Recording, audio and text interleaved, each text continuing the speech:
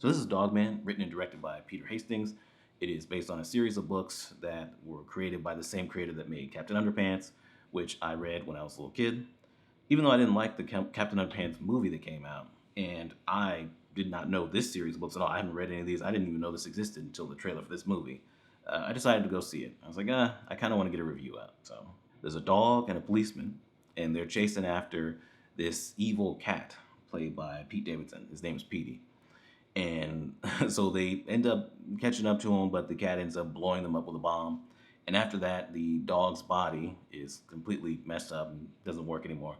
And the policeman, his head is messed up, doesn't work anymore. I guess he's dead. I guess so.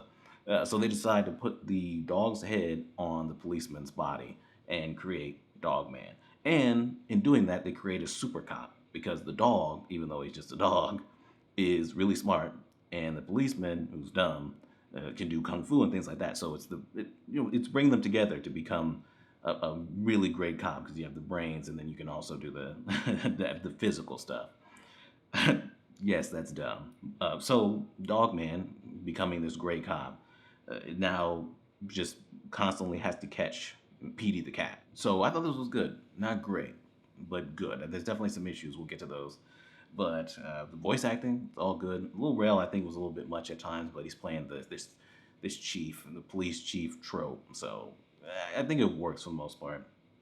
But I definitely think that the best voice acting is definitely Pete Davidson. At points, he does kind of come out and kind of hear tell it's him, but for the most part, he just disappears in this role, and he is so good as this character.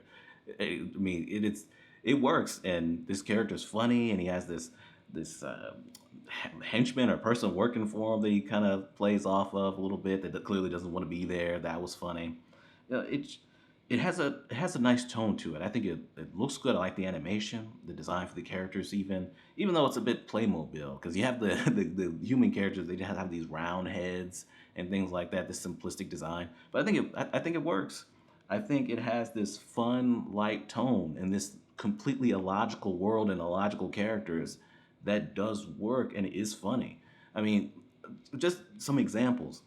There was a point where there's a chase going on, and there's two people holding a crate. They're moving a crate. It says crate full of bees, and it gets broken open. And there's a bunch of the letter B that come out. It's on that kind of level. And that sounds like I would just kind of roll my eyes to it, but it caught me off guard to where I actually did laugh.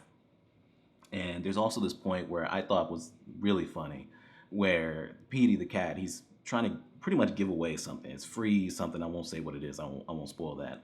But this lady comes up and she asks him, "Hey, how much is this?" He's like, "It's free." And she's like, "Dang, all I got is $1."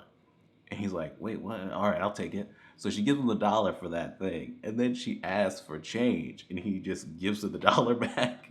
And then she decides she doesn't want it. So she just gives him the dollar and just walks off. It was just constantly illogical things happening where I'm like, I don't understand how this works. I don't know why the dog in this is an actual dog, just acts like a dog, but Petey the cat is anthropomorphic and acts like a human being.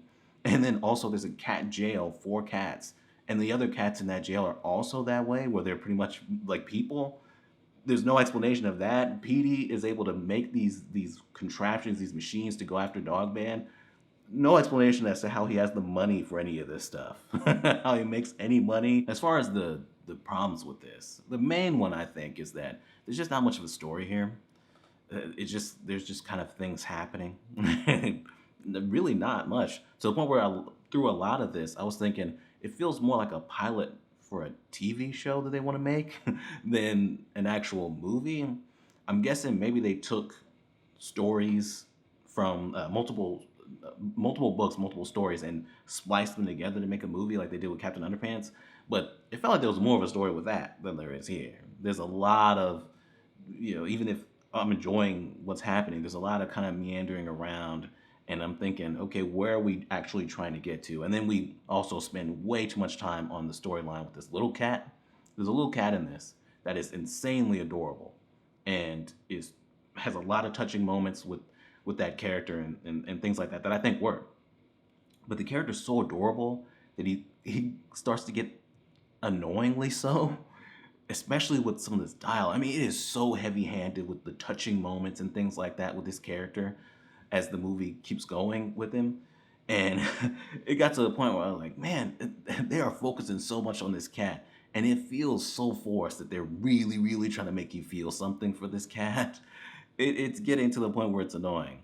And then also there's a point where that cat gives easily the worst line in the movie. It's a clear reference to another line from another movie. You'll definitely recognize that it's a classic that it's a reference to. And that was so lame. I was like, man, as much ridiculous craziness that's going on in this movie that I think works and I like, that did not need to be there. That was completely unnecessary.